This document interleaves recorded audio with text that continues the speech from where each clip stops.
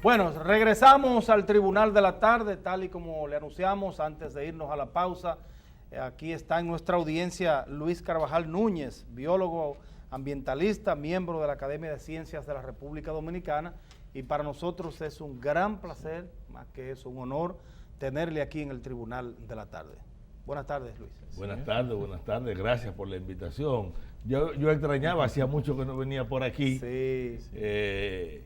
Pero nada, aquí estamos, y estamos en un momento interesante porque el país sigue sin definir con mucha claridad su política con relación a la producción de CO2, un poco entrampado entre Punta Catalina y los discursos, y con evidencias claras de una falta de seguimiento al manejo de desechos especiales y de supervisión a empresas que lo producen producto de la falta de recursos que tiene el ministerio. Por eso hemos tenido la manifestación en torno al sulfito de sodio que fue depositado en la zona oeste, y en la que hemos estado solicitándole tanto a la Procuraduría Ambiental, que es la instancia a la que le corresponde actuar en este momento, al Ministerio y a la Policía, que a propósito el director de la Policía dijo que no habían sido notificados. En realidad, la ley de medio ambiente es una ley, como se dice, de acción policíaca directa, o de simple policía, le gusta decir a los juristas. Lo dice en su propio artículo 2 de la ley, o sea que frente al delito se puede actuar de manera inmediata, y más en este caso que tiene todos los agravantes. Sí mismo. Bueno, con nuestro invitado Luis Carvajal hacemos un brindis del mejor café dominicano y del mundo, que es el Café Santo Domingo, el sabor que empieza en el aroma, precisamente. Gracias. Para tratar a profundidad estos temas. Así es, gracias Lostani, con nuestro medio ambiente. Gracias, Lostani, por este Café Santo Domingo, extraído de las lomas de San José de Ocoa, de la República Dominicana, sin hacer el daño al medio ambiente, obviamente. Luis, bueno, antes de entrar, como ya usted ha tocado ese punto de este material que ha sido pues depositado en Santo Domingo Este, y antes de entrar con el tema, uno de los temas principales de esta conversación, que es el tema de la posibilidad de la explotación de una mina en San Juan de la Maguana, este material, ¿cómo es posible una empresa o alguien, porque no se sabe, todavía no se ha determinado quién arrojó este material allí? El alcalde aparentemente no sabe tampoco quién lo hizo, no fue incluso ni siquiera lo suficientemente diligente para retirar ese material a tiempo, porque duró varias, creo que hasta semanas ahí, después de la comunidad advertir que esto estaba causando ya daños en la salud de su gente. ¿Cómo se determina, cómo podría determinarse quién arrojó ese material? Porque no es un material cualquiera. Mira, determinar quién lo arrojó es una obligación de la Procuraduría Ambiental y de la Policía y del Ministerio de Medio Ambiente, que creo que están en ese proceso, aunque han estado pasándose la bola uno a otro. A nosotros nos preocupan otras circunstancias, que esta cantidad de un desecho peligroso se deposita en una población es un delito con todos los agravantes, lo cual va a obligar a las sanciones más altas. ¿Qué nos preocupa a nosotros? Que de repente descubran cuál fue el camionero que lo llevó y sometan al camionero y no a los dueños de la empresa. La ley 6400 te establece de 3 meses a 3 años de cárcel cuando ha habido afectación a la salud, y la multa hasta 10.000 salarios mínimos. Pero las sanciones de carácter administrativo obligan al cierre de la empresa, y si ha habido afectación, la obligación, o sea, la incautación de bienes para obligar a resarcir los males a la sociedad, más los fondos que ha gastado el Ministerio de Medio Ambiente y el de Salud Pública en inocuar esto. Ojalá que cuando se sepa quién es, el nombre no termine siendo un poco suavizado o barajado, o dirijamos la culpa a los actores menores. Sí mismo. Hay un detalle sobre esto.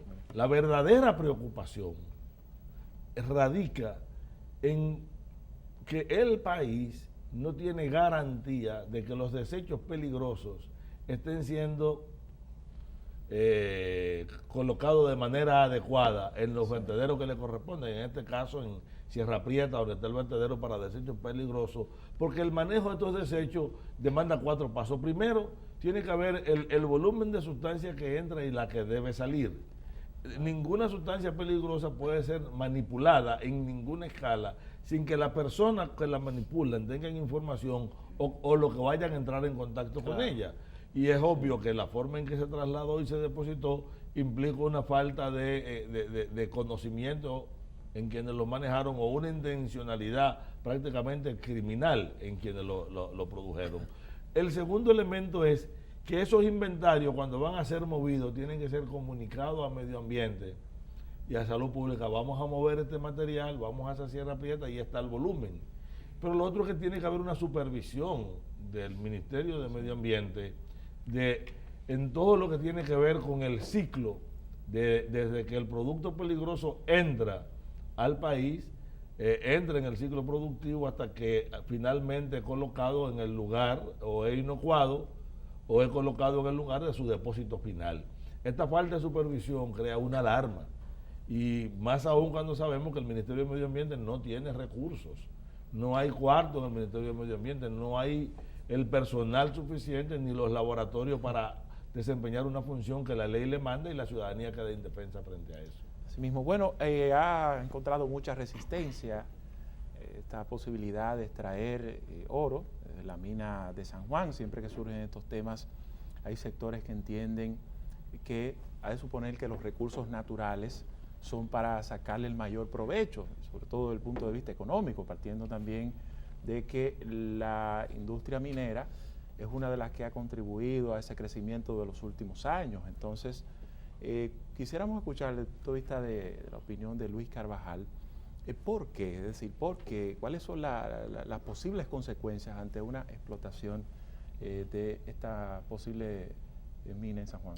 Hablemos de que nadie más que el movimiento ambiental cree que es necesario sacarle el máximo a los recursos naturales. El problema está en qué consiste sacarle el máximo a los recursos naturales. Yo me puedo estar muriendo de hambre, pero yo no puedo tumbar la mata de mango para comerme el mango que está allá arriba, porque eso no es racional. Como no es racional yo irme a una zona de nacimiento de agua, como Loma Miranda, o irme arriba de una presa como Sabaneta en San Juan y a orilla del río San Juan, e iniciar un proceso de conversión del valle de distrito agrícola a distrito minero, cuando la agricultura allí sostiene es la mayor cantidad de empleo en la agricultura para una región, es la mayor proporción, prácticamente el 36% de la población local trabaja directamente en la agricultura, y con un potencial de cuadruplicar la producción, con solo duplicar el nivel de riego que es deficitario, porque apenas el 21% del área está bajo riego. Es decir, aprovechar y potencializar la capacidad productiva es aprovechar al máximo los recursos naturales. Desaprovechar los recursos naturales es ir sobre un bien temporal que puede causar daños permanentes y que puede representar una amenaza para toda la zona, porque todavía si admitimos todas las bondades que ellos ponen, los accidentes han ocurrido siempre en la minería en países con mucho mayor supervisión, en Estados Unidos, en Canadá, en Brasil. En Canadá hubo un accidente el año pasado que afectó un área casi del tamaño de República Dominicana. En Estados Unidos tuvimos un accidente también que terminó afectando las aguas de muchas comunidades, y en Brasil, en Belo Horizonte, más de 30 comunidades hay que estarle llevando agua por producto de un derrame que ha tenido un impacto económico. Pero he mencionado 3 países que son enormes en tamaño, en recursos hídricos. Cuando yo hablo de la región sur de la República Dominicana, que tiene un déficit estructural de agua, cuya fuente fundamental por arriba del Valle de San Juan es el río San Juan y es la presa de Sabaneta, porque los demás ríos de la zona, incluyendo el Yaque del Sur y la presa de Sabana Yegua, entran por debajo del nivel del valle, que es un valle casi plano de 1.800 kilómetros con pendiente de 1 a 2% de suelos profundos de una enorme capacidad productiva porque la humedad relativa es baja. Entonces, plantear hacer minería en esta zona es un absurdo. Y yo no lo digo por el Frente Romero, porque el sector minero está diciendo un asunto que no es del todo mentira, pero no constituye la verdad. ¿Qué nos están diciendo? Nosotros vamos por este frente de manera subterránea, nosotros no vamos a utilizar químicos y vamos a utilizar el agua de lluvia y la vamos a reciclar, no le vamos a sacar agua al río San Juan ni le vamos a mandar. Y al final vamos a reforestar más, ese es su discurso.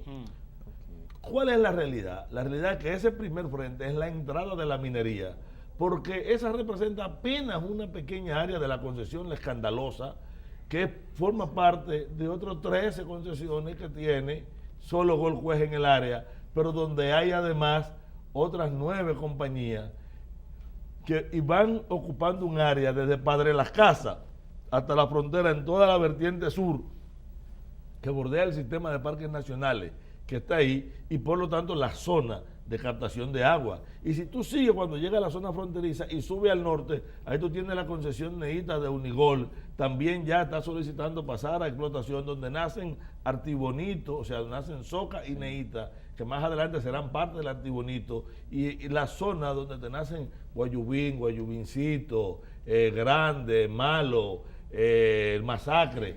Pero tú sigues y luego tú tienes otra compañía arriba prácticamente de la presa de Monción. ¿De qué es lo que estamos hablando? Estamos hablando de que estamos penetrando a la cordillera central con una política minera que implica la peor forma de aprovechar los recursos. Exactamente desaprovechar el recurso primario que es el agua y la capacidad y calidad productiva que esto genera es lo que no podemos permitir. En la discusión de la ley de ordenamiento, yo estuve aquí una vez con ustedes y hablamos mucho de la ley de ordenamiento, por encima de los 600 metros no debe haber megaminería, y nosotros estamos no solamente por encima, estamos entre los 800 y los 950 metros arriba de la principal presa de una región que tiene un déficit hídrico estructural y que en los estudios del INDRI aparece como la segunda zona por vulnerabilidad a fenómenos climáticos. Luis, tenemos que ir a una pausa comercial. Cuando retornemos vamos a seguir hablando de este tema porque ciertamente mañana tengo entendido que la Academia de Ciencias de la República Dominicana tiene una rueda de prensa. Nosotros quisiéramos, si es posible, que usted nos adelante algo de lo que se va a tratar y cuál es la preocupación mayor que tiene la Academia de Ciencias de la República Dominicana con esta posibilidad que es prácticamente, si nos llevamos del Ministerio de Energía y Minas de la República Dominicana, es prácticamente inminente. Vamos a la pausa y volvemos al Tribunal de la Tarde.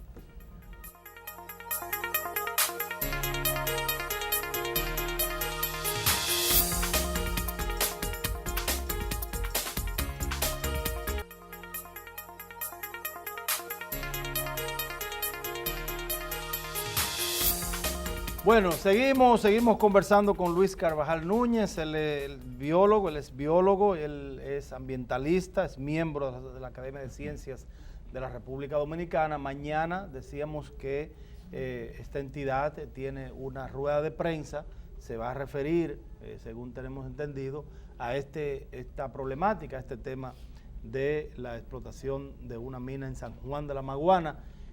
¿Cuáles son los puntos importantes que ustedes entienden que debe tratarse allí?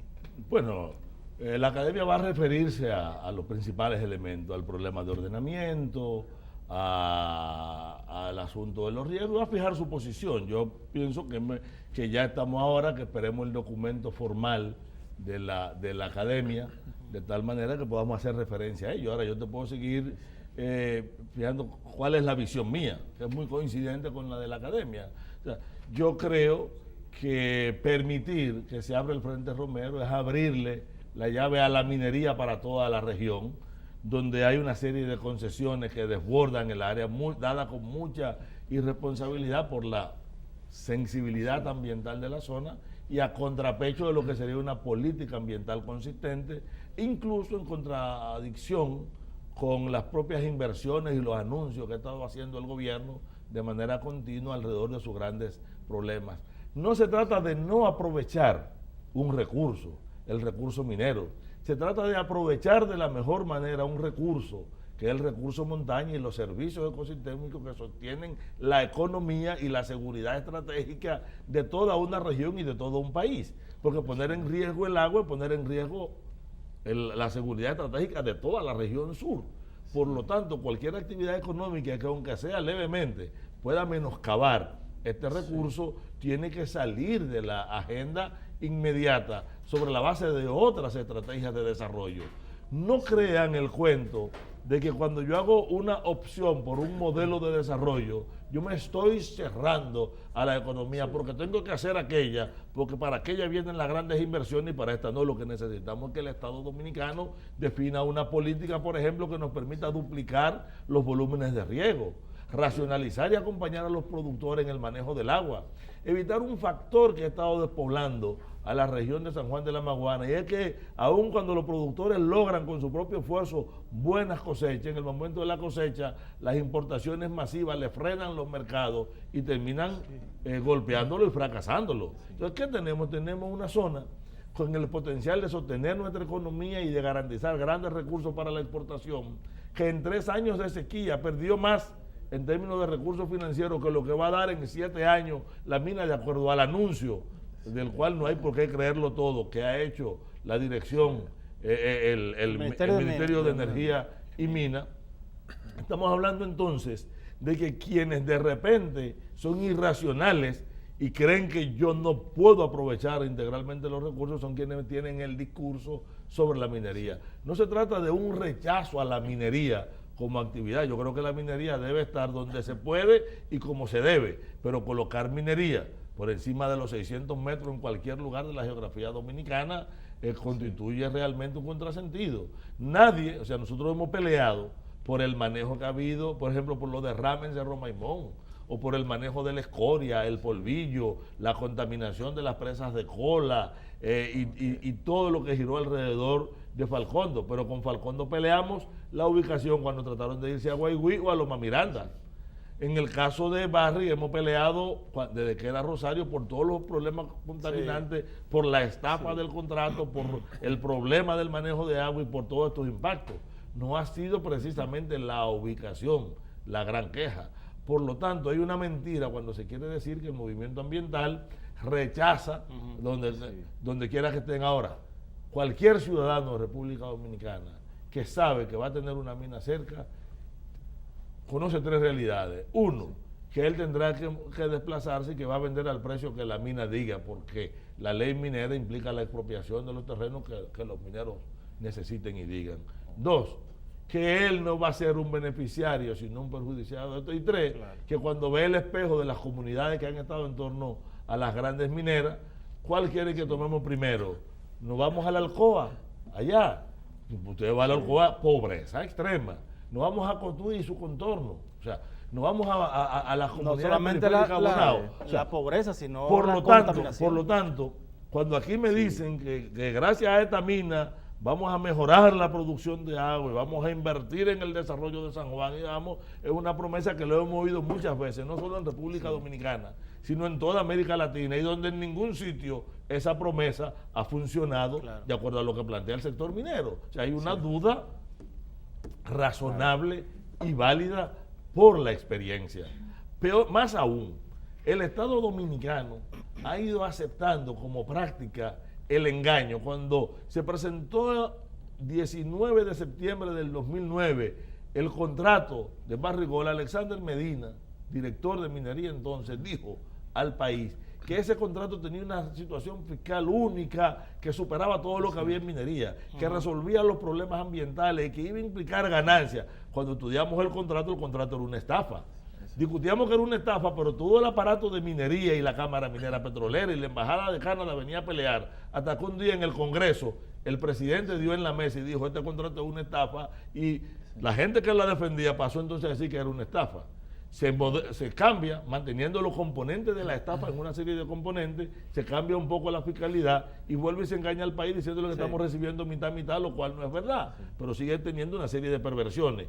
¿Cómo yo puedo creer cuando me dicen que este contrato es el mejor, cuando eso ya me lo habían dicho La misma persona que anunció el contrato, cuando anunció la privatización, que llamaron capitalización de la CDE, dijo esto es para eliminar los subsidios y necesitamos esos subsidios para el desarrollo. Y los subsidios se multiplicaron al infinito.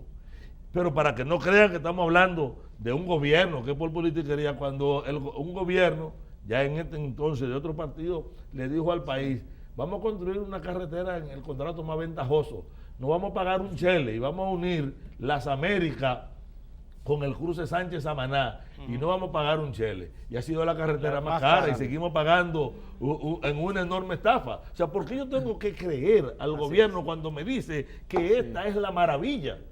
O sea, no, la sociedad dominicana, en el caso de San Juan, primero está obligada a defender la integridad y la integralidad de ese valle. Yo digo, como dijo el obispo, el oro de San Juan es su producción agrícola. Tenemos que reorientar la política del Estado, Ministerio de Agricultura, Ministerio de Medio Ambiente, INDRI, virarse hacia este valle y allí no debe haber minería. Sí mismo, bueno, instituciones privadas han hecho en los últimos años, han desarrollado campañas de siembras de árboles en todo el territorio nacional. Desde el Estado se han hecho muchos anuncios, incluyendo estos últimos de siembras de miles de árboles a través del medio ambiente, etcétera. ¿Por dónde anda nuestra cobertura boscosa en estos momentos? ¿Me permite dar un pequeño giro? Claro, claro. Sí. Con mucho gusto. Hace unos años, nosotros sumamos la cantidad de terreno que había sido reforestada en los periódicos, es decir, en los anuncios, la compañía tal, el gobierno tal, y nos dimos cuenta que necesitábamos 3 islas como la nuestra para poder poner todas las plantas que dijeron que se habían sembrado. Primero para que sepamos que hay un bulto en los anuncios. Ha tenido mucho más impacto en la recuperación de nuestro sistema boscoso cuando se le quita presión que la siembra. Y si ciertamente las políticas de siembra son necesarias e importantes, en República Dominicana se ha hecho tanto y en algunos casos más daño sembrando que tumbando. ¿Qué ocurre? Nosotros carecemos de una verdadera política forestal y hemos terminado confundiendo lo que son las siembras de recuperación ambiental de la siembra económica. Y mucha gente veía y aplaudía cuando los funcionarios te decían, hay que sembrar con derecho a corte. Digo, si tú el que siembra en una plantación comercial, siembra con derecho a corte, pero el Estado no puede estar promoviendo sembrarle finca privada, además masivamente de la misma especie, manejada de manera industrial, a veces como negocio de ciertos viveros, o producto de la falta de políticas de investigación. Nosotros no tenemos, por ejemplo, un programa de investigación de la fenología, o sea, cuándo florece, cuándo se mina, cómo germina. Todas nuestras especies, tenemos más de 4.000 especies nuestras que están ahí. O sea, don Luis, que este programa que se vendió al pueblo dominicano de Quisqueya Verde no se hizo reparando esos conocimientos, esos detalles técnicos. Quisqueya Verde cometió pecados y enmendó en algunos sitios ese pecado. Llegó un momento en que ellos terminaron girando para siembra de especies nativas y endémicas, pero el problema básico, mientras nosotros no extirpemos del lenguaje la palabra reforestar por la recuperación ambiental, la gente sigue pensando que el monte es una cosa mala y todavía te dicen, eso es monte y culebra. Sí. Pero el verdadero ecosistema funcional es el que surge como monte, que estructura su propia diversidad y que sobre esa diversidad desempeña la función. El suelo no lo agarran los árboles, lo agarran las herbáceas. Y si yo no, en un programa de recuperación, no garantizo esa estabilización, yo me voy a una loma pelada en Baní, en clima seco, y hago 2.000 hoyos y siembro 2.000 plantas, se me van a prender 100 y van a sobrevivir 5 o 10, pero yo hice 2.000 hoyitos a la erosión. En realidad, para los golpes de pecho eso funciona, pero para la recuperación ambiental hubiera sido mucho más funcional quitarle presión, garantizar que las herbáceas que iban a garantizar la estabilidad de los árboles que vienen después estén ahí e intervenir en dirección a la lógica de sucesión natural de los ecosistemas, que implican menos gasto energético, menos recursos y es mucho más barato. Pero contrario a lo que la gente cree, por alguna razón los gobiernos prefieren siempre los proyectos donde hay que gastar más, en lo que sale más caro. Se insiste mucho en el pino, o sea, ¿cuáles son las ventajas reales? En el pino se insiste por varias razones. Primero, es una especie forestal, comercial, o sea, y para los productores comerciales sembrar pino, Sí. sobre todo el pino caribea, que de rápido crecimiento, les resulta rentable. Pero hay una razón fundamental. Toda nuestra, por encima de los 1.500 metros, donde quiera que estamos nosotros, quien crece de manera espontánea es el pino criollo, el pino occidental, el pino de Cuava, como le llama la gente, que es el gran estabilizador de nuestras cuencas. Tanto el valor económico del otro pino como la función ecológica es lo que te lo convierte en principal. Ahora, ¿qué ha pasado? Que en los planes de manejo que daba el ministerio, te daba un plan de manejo y a ti te autorizaban a tumbar 100 pinos porque tú sembrabas 100 pinos. ¿Qué tú hacías? Tú sembrabas 100 de pinos caribea y te tumbabas 1000 de pinos Criollo, occidentales. Sí. Y negociaba el criollo y tú terminabas viendo que en los aserraderos y en la comercialización lo que estaban circulando era el pino occidental, y lo cual implicaba un saqueo y una presión sobre nuestros ecosistemas de montaña. Sí. Y eso ha sido denunciado históricamente por las comunidades, por el movimiento social. Sí. Ahora, no hay programa de reforestación si yo no tengo una política de montaña basada en los pobladores de la montaña como articuladores protagonistas. Puede funcionar que tú lleves al banco tal, a la compañía tal, a la agencia tal, a sembrar para allá arriba, pero no. Sí. La recuperación de las cuencas altas tiene que ser una función de la población campesina que está en esa cuenca. ¿Qué importancia para usted tiene las declaraciones del ministro de Medio Ambiente y Recursos Naturales, Francisco Domínguez Brito, que se pronuncia de una forma alarmante y alarmado, ¿no?, de que en 10, 15 años en la República Dominicana, si Haití sigue como va, pues no tendremos nosotros agua aquí en la República Dominicana? Vamos a la pausa y retornamos entonces con esa inquietud.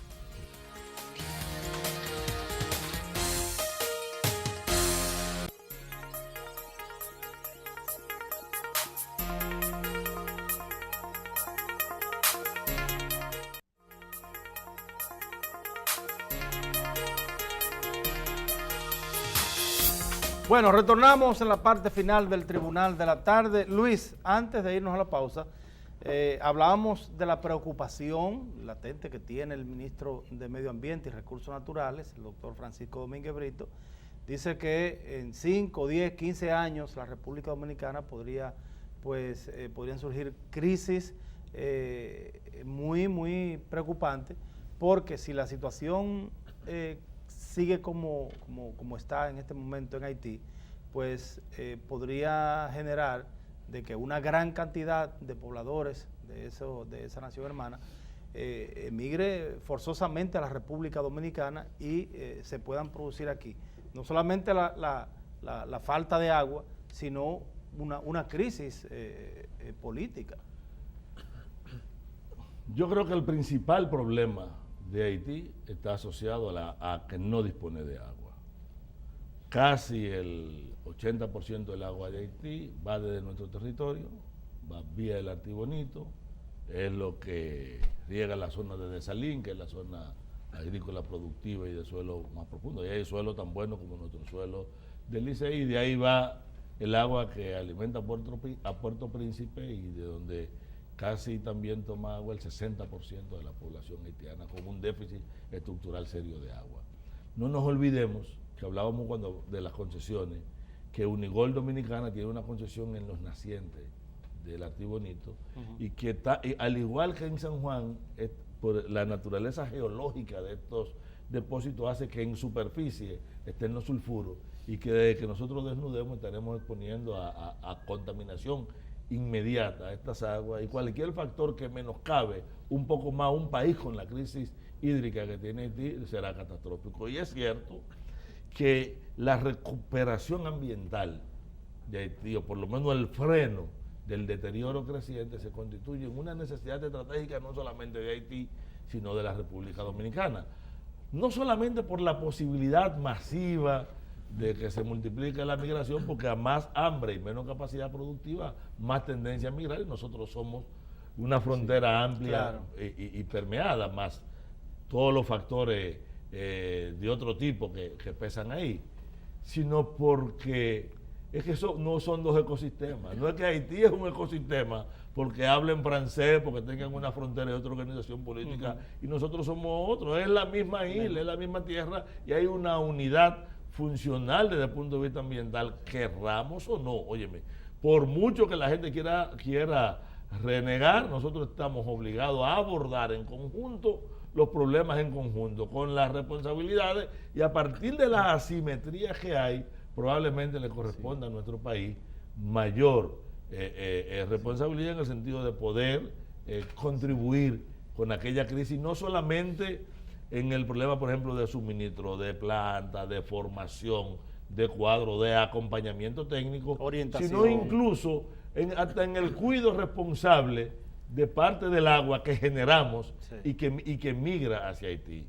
Pero yo quiero decir que ese problema, si la política minera que se está planificando en Dominicana se ejecuta, no lo vean solo para Haití. No nos olvidemos, yo te hablé ahorita de que arriba del Yaque del Sur, arriba del río San Juan y de todos los ríos de la zona tenemos concesiones mineras. Lo tenemos en la zona norte hasta incluir el río Mao y las aguas que me van a dar al acueducto de la línea noroeste. Pero aquí en la Loma de los Siete Picos, donde vienen Osama e Isabela, nosotros tenemos un problema serio de riesgo y de contaminación de la presa de Atillo por Barrick y por Falcondo. Y nosotros tenemos de repente una perspectiva en la cual, si giramos nuestra política, ser fundamentalmente una política minera, el factor de escasez de agua se potencializa, y hay dos riesgos que a mí me preocupan.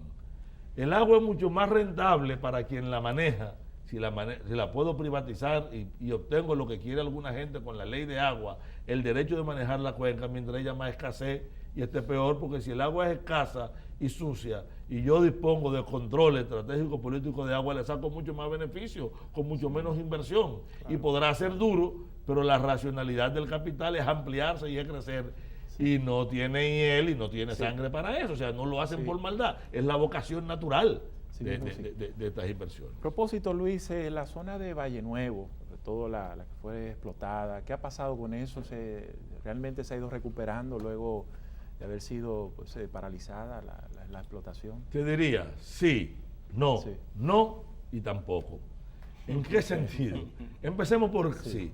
Ciertamente las acciones que planteó el ministerio frenaron la expansión de la frontera agrícola, desplazaron una parte a tal grado que con la sola eliminación de las estructuras que capturaban el agua, que secuestraban el agua, hubo una recuperación de toda una serie de fuentes casi de manera inmediata, porque el agua estaba secuestrada.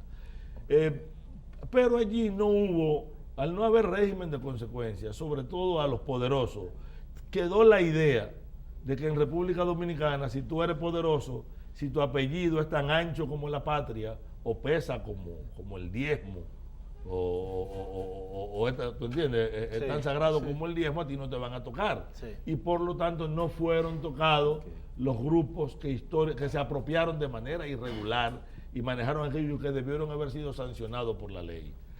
Todavía la respuesta de reubicación, desalojo a las poblaciones no se ha completado del todo, aunque allí hay también un rejuego de cierto oportunismo. Uno de los factores de presión más difícil era el hecho de que estos grandes productores tenían fundamentalmente mano de obra haitiana en la zona, cuyo desplazamiento te lleva ahora te corro por aquí y vuelvo por allí. Tenemos lugares como Cruz de Cuava y la parte alta de Tireo, donde el problema continúa, se demandan políticas y yo no quiero usar la palabra mano firme, que se ha deformado tanto en el país para invocar dictadura, pero nosotros necesitamos que la ley sea aplicada como se corresponde. Manos dominicanas, vamos a llamarle manos dominicanas. No, o sea, manos justas. Lo que pasa es que nosotros ahora, en el país, ha surgido un grupo de gente, de repente con una vocación por el verticalismo y el poder y la dictadura, y sin saber de lo que están hablando, te reclaman. Hay gente que te dice, no, pero a los delincuentes hay que matarlos. Y digo, mira, está bien, pero si quienes en cada robo te dice que hay un agente y una cosa, de repente tú le das la posibilidad a la gente de que mate, y él es el que está robando, él te va a matar y dice que tú eres el que estaba robando, y tú quedaste en manos de la delincuencia. Tú necesitas que tenga un sistema de justicia que opere. El medio ambiente también.